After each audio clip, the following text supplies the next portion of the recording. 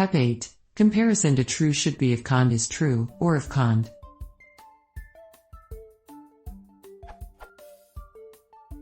Pycharm is throwing a warning when I do np. Where temp equals true. My full code.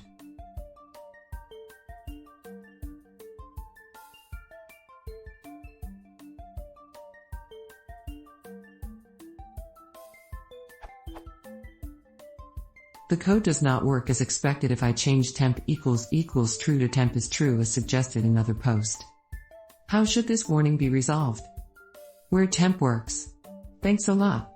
At João Vitorino, thanks for the explanation. At Jedwords. It helps.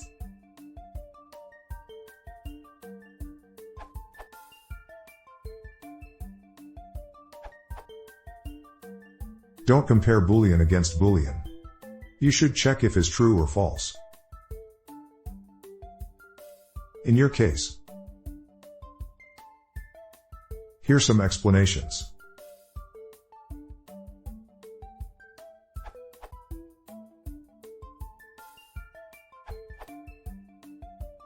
As per the PEP 8 guidelines in Python, comparing things to true is not a preferred pattern.